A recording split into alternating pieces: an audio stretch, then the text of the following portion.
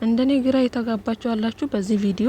በነገራችን ላይ በአዲስ ቤት ነው የተለቀቀው፣ በአዲስ ቻናል ነው የተለቀቀው። ቡቼ የሚባል የሄርሜላ አብሮ አደግ ከዚህ በፊት ከሄርሜላ ጋር ሆኖ አብርሃምን ፕራንክ ባደረጉት ልጅ ቤት ነው የተለቀቀው። እና ግራ ተጋብቻለሁ ጋይስ። የመች ቪዲዮ ነው? አብርሃምም በዚህ ልክ ማለት አልገባኝም። ሄርሜላ ትላንትናና ዛሬ ቪዲዮ ተቀርጿል አይደለ? ትላንትና ከኤፍሬም ጋር ኤፍሬም ቤቷ ድረስ ሄዶ የሆነ አንዳንድ ነገሮችን ሲፈጥር ነበረ። ያ ቪዲዮ ተቀርጿል።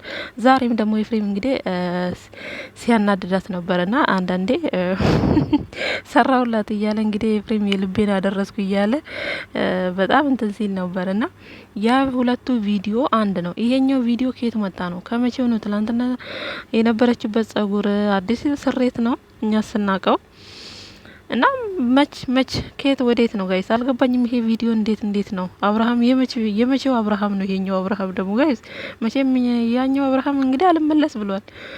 የመቼ አብርሃም ነው? እግዚአብሔርን የግራ ገብቶኛል ጋይስ።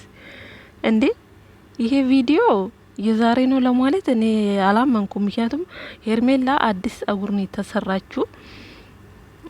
እንዴት ነው ነገሩ ጋይስ? ነው ኮፍያ ጥልቃ ነው ለማለት ጸጉሩ ያኛው በጣም ብዛት አለው።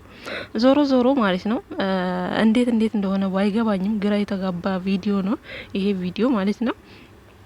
ምክንያቱም የመች ቪዲዮ እንደሆነ ባላቅም እንዴትም ደግሞ አድርገው እና አሜሩ ከሩቲ ቤት ይወስዱታል ብዬም አላስብም። አብርሽን ማለት ነው እሱም አይሄድላቸው። ምክንያቱም ለወንድሞቹ ያልታዘዘ አብርሃም ለነኚህ ሊታዘዛል ብዬ አላስብም። በነገራችን ላይ ደግሞ አብርሃም እዚህ ጋር ፍዝዝ ብሎ አለመናገሩ አልናገር ምናምንም ሲል ያሁን ቪዲዮ ይመስለኛል።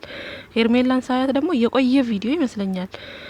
አይዶን ነው የዛን ቀን አብረን ባቻው ተባብለን ማታ አብረን አምሽተን ምናምን ትላለች እና ግራ የተጋባ